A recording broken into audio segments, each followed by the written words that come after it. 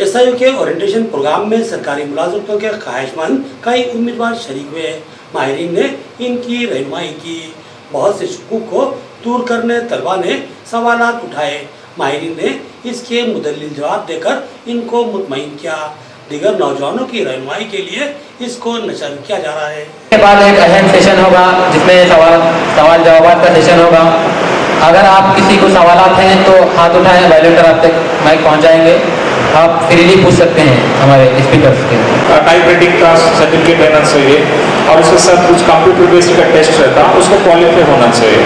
तो group 3, group 4, group 3, group 2, group 1 any degree, group 4 के लिए भी any degree plus 1 certificate required like typist etcetera. और intermediate eligibility सब अटेंडर पोस्ट भी लिख सकते हैं। और नंबर ऑफ पोस्ट भी बहुत ज़्यादा है, उससे 9000 प्लस पोस्ट है। तो थोड़ी सी मेहनत लगाएंगे तो definitely crack it. Okay sir, thank you. 31 तक इंटर क्वालिफाई के रहना बोले तो आप नॉट एलिजिबल। वो डेट नोटिफिकेशन में मेंशन करता हूँ। वो 2021 दिसंबर 31 कट ऑफ लेगा, यानी तो 2022 जून 30 कट ऑफ लेगा। अगर आप जून 30 तक इंटर कंप्लीट हो जाता आपका नहीं होता। अगर हो गया तो एलिजिबल है। वो डेट वहाँ पे मेंशन होगा, नोटिफिकेशन में मेंशन होगा cut off date.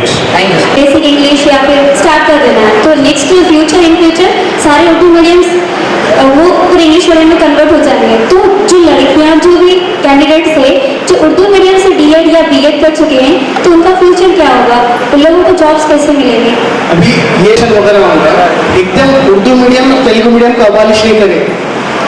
Next admission जो लोअर लेवल से होंगे, English medium LKG, UKG, first, second, third, तो ये उर्दू मीडियम तेलुगु मीडियम ऊपर जाएंगे 4th, 5th, 6th। उसके बाद वो शायद 6-7 साल के बाद गवर्नमेंट भी दूसरा डिसीजन लेगी, लेकिन इमीडिएट नहीं होगा। इंग्लिश मीडियम का इम्प्लीमेंटेशन इमीडिएट नहीं होता। टीचर कैटेगरी में उर्दू मीडियम पोस्ट भी आएंगे, अल्लाह चाहा तो तेलुगु मीडियम पोस्ट भी आएंगे, इंग्लिश मीडियम में सीडी भी पढ़ा जाता है। सीडी पे जी जो TS के लिए भी पढ़ने के लिए काफ़ी है, या फिर सीटेट में जो सीडी भी पढ़ा जाता है वो TS के लिए भी पढ़ा तो बेहतर होता। कॉमन लॉस नहीं है।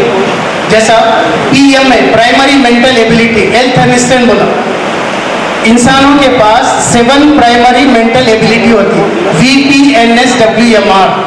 ये वो शख्स बोला, ये 1938 में अपनी बुक लिखा, मुस्तनद बुक है।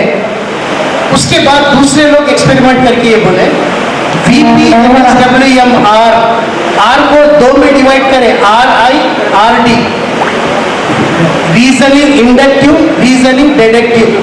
वो लोग बोले कि ये 8 है। और एक साइकोलॉजिस्ट ये बोला कि इसमें से परसेप्शन निकाल दो, 6 है। तो एक्चुअल आंसर हमको हेल्थ असिस्टेंट से रिलेटेड है, वो 7 प्राइमरी मेंटल एबिलिटी। बाद में प्रोसेस चले, जैसा इंटेलिजेंस के ताल्लुक से उमूमन ये बोला जाता है और देखा जाता है, एक्सपेरिमेंट भी किया जाता है कि फादर ऑफ इंटेलिजेंस अल्फ्रेड बिन्ने। लेकिन अल्फ्रेड बिन्ने से पहले हेरिडिटी ऑफ जीनियस में सर फ्रांसिस गाल्टन हेरिडिटी में इंटेलिजेंस भी इफेक्ट करती है, इंटेलिजेंस के ताल्लुक से तफसील बोला। स्टाफ सिलेक्शन कमीशन का सेंट्रल गवर्नमेंट का नोटिफिकेशन मिलता है, ठीक है, ठीक। स्टाफ सिलेक्शन कमीशन का सेंट्रल गवर्नमेंट जॉब्स रहते हैं, जिसमें आपके सेंट्रल गवर्नमेंट के जितने भी डिपार्टमेंट्स हैं, इसमें आपको रिकॉर्ड असिस्टेंट्स, अटेंडर्स, ये सारी चीज़, जिसमें आपका एलिजिबिलिटी है 10th क्लास, ठीक है। और ऐसा नहीं कि स्टेट गवर्नमेंट जॉब है, सेंट्रल गवर्नमेंट जॉब है। और इसके लिए एवरी ईयर आपका नोटिफिकेशन रेगुलरली इन जो कैलेंडर ईयर में जिसका उसका स्पेसिफाइड टाइम पीरियड होता है, वो रेगुलर इंटरवल्स में आता है। अगर आप गूगल में एक बार MTS मल्टीटास्किंग स्टाफ नोटिफिकेशन बोल के सर्च करो, प्रीवियस ईयर का एक नोटिफिकेशन आपको मिल जाता है PDF file, then you can have details complete approach. और एक क्वेश्चन हमारे पास है कि कांस्टेबल के लिए मैरिड वुमेन कर सकते हैं क्या application?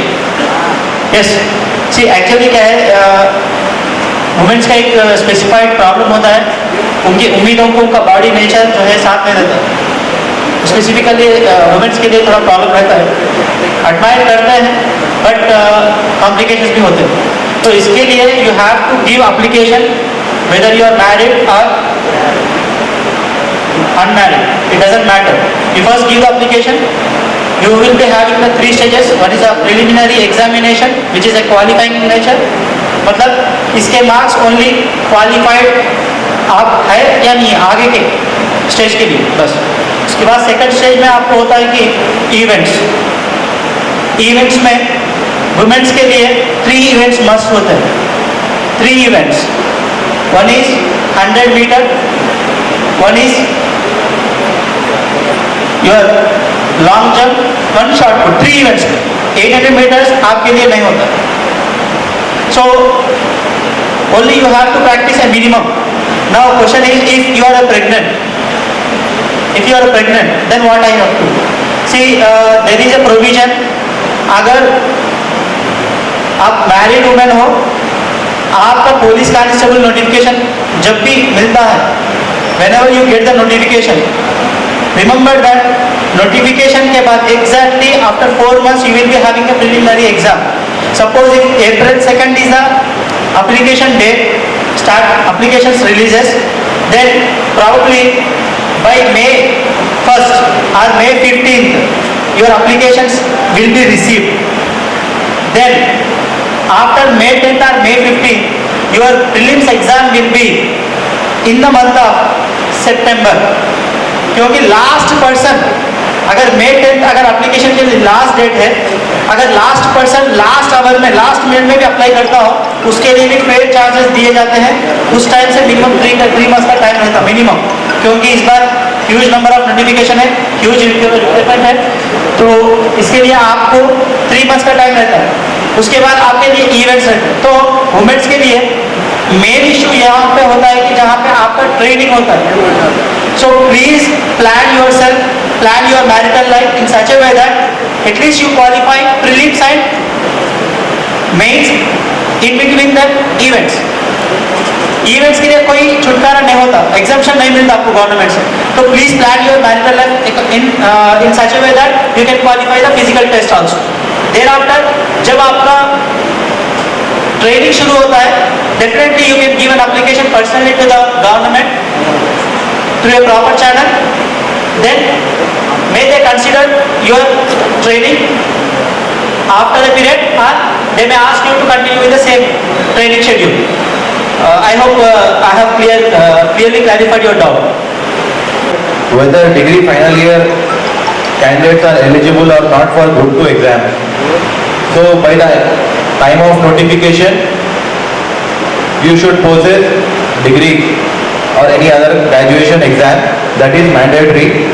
Second question is that can a government employee child eligible for EWS, economical weaker section? Yes, subjected to condition that if your father or parents income is less than 8 lakhs, then definitely yes. Second question is that for SI and constable, what is the eyesight?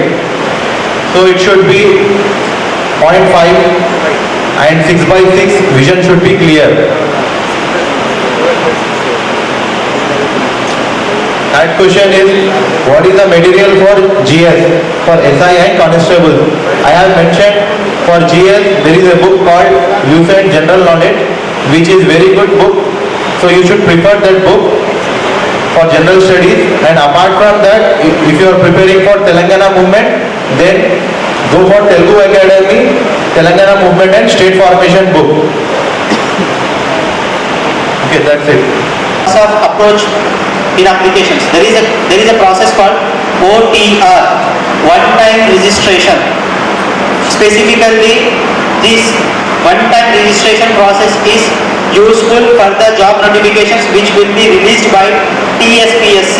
Remember, TSPSC is a constitutional body. ये TSPSC जो है सब jobs के लिए notification नहीं देते ये लोग.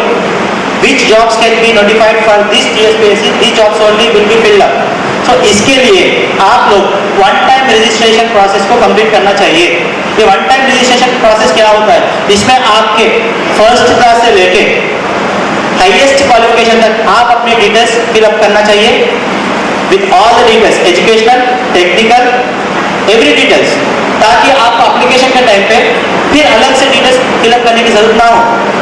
सिर्फ वन टाइम रजिस्ट्रेशन की आईडी चाहिए, आपका डेट ऑफ बर्थ एंटर कर दीजिए, वो ऑटोमेटिकली डाटा एक्सट्रैक्ट कर लेता, फिर आपके डिटेल्स उसमें सबमिट हो जाते हैं। But remember for other police recruitments, other medical, अगर अलग अलग बोर्ड से अगर नोटिफिकेशन आ रहे हैं तब आपको अलग से अपने डिटेल्स फिलअप करना होगा। But remember that doing mistakes while filling in one time registration will leads you